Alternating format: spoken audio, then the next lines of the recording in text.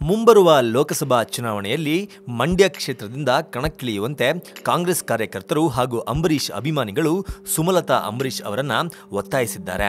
ಇಂದು ನಗರದ ಗಾಲ್ಫ್ ಬಳಿಯ Prestige apartment ಮುಂದೆ ಜಮಾಯಿಸಿದ ಮಂಡ್ಯದ ನೂರಾರು ಕೈ ಕಾರ್ಯಕರ್ತರು ಸುಮಲತಾ ಅವರನ್ನ ಲೋಕಸಭಾ ಚುನಾವಣೆಗೆ ಕಾಂಗ್ರೆಸ್ನಿಂದ ಸ್ಪರ್ಧಿಸುವಂತೆ ಮನವಿಯನ್ನ ಮಾಡಿದ್ರು. ಅಲ್ಲದೆ ದೇವೇಗೌಡರು ಅಂಬರೀಷ್ ನನ್ನ ಮಗ ಅಂದಿದ್ರು. ಹಾಗಾಗಿ ಮೈತ್ರಿಕೂಟದ ಅಭ್ಯರ್ಥಿಯಾಗಿ ಅಂಬರೀಷ್ ಕುಟುಂಬದವರನ್ನೇ ಕಣಕ್ಕಿಳಿಸಬೇಕು. ಇದಕ್ಕಾಗಿ ದೇವೇಗೌಡರು ಈ ಬಾರಿ ಸಹಕಾರ ನೀಡಬೇಕು ಅಂತ ಅಂಬರೀಷ್ ಅಭಿಮಾನಿಗಳು ಮನವಿಯನ್ನ ಮಾಡಿದರು.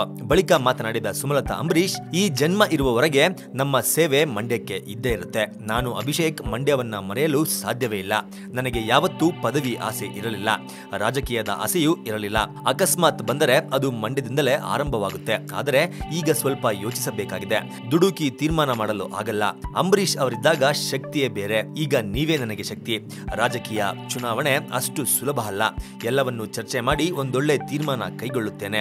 ಈವರೆಗೂ ನಾನು ಯಾವುದೇ ಕಾಂಗ್ರೆಸ್ ನಾಯಕರ ಜೊತೆ ಮಾತನಾಡಿಲ್ಲ. ಯಾರು ಕೂಡ ನನ್ನನ್ನ ಸಂಪರ್ಕಿಸಿಲ್ಲ.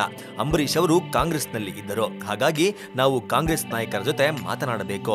ಸದ್ಯ ನಾನು ಏನನ್ನೋ ಮಾತನಾಡಿ ವಿವಾದ ಮಾಡಿಕೊಳ್ಳಲು ಇಷ್ಟಪಡಲ್ಲ. ನಾನು ಯಾರಿಗೂ ಸವಾಲು ಹಾಕುವುದಿಲ್ಲ, ಯಾರ ವಿರುದ್ಧವೂ ಹೋಗುವುದಿಲ್ಲ. ಆದರೆ ಅಭಿಮಾನಿಗಳ ಪ್ರೀತಿಗೆ ಖಂಡಿತ ಬೆಲೆ ಕೊಡುತ್ತೇನೆ. ಈ ಪ್ರೀತಿ ಕಳೆದುಕೊಳ್ಳೋಕೆ ಇಷ್ಟಪಡಲ್ಲ ಅಂತ ಸುಮಲತಾ ಅಂಬರೀಷ್ ಹೇಳಿದರು. ಇದೇ ವೇಳೆ ಮಂಡ್ಯದ ಜನರ ಸಂಬಂಧವನ್ನ ಕಡಿದುಕೊಳ್ಳಬಾರದು ಅಂತ ಅಭಿಮಾನ ಇಟ್ಟುಕೊಂಡು ಬಂದಿದ್ದೀರಿ. ಕಳೆದ 1 ತಿಂಗಳಿನಿಂದ ಇದೇ ರೀತಿ ಒತ್ತಡ ಬರ್ತಿದೆ. ಈ ಪ್ರೀತಿಯೇ ಅವರು ಸಂಪಾದಿಸಿದ ಆಸ್ತಿ. ಇದನ್ನ ಕಳೆದುಕೊಳ್ಳಲು ನನಗೆ ಇಷ್ಟವಿಲ್ಲ. ಆದರೆ ಅವರು ಇದ್ದಾಗ ಇದೇ ಪ್ರೀತಿ ಇತ್ತು. ಅವರು ಇಲ್ಲದಾಗಲೂ ಇಷ್ಟು ಪ್ರೀತಿ ಇದೆ. ಅದಕ್ಕೆ ಬೆಲೆ ಕಟ್ಟಲು ಸಾಧ್ಯವೇ ಇಲ್ಲ.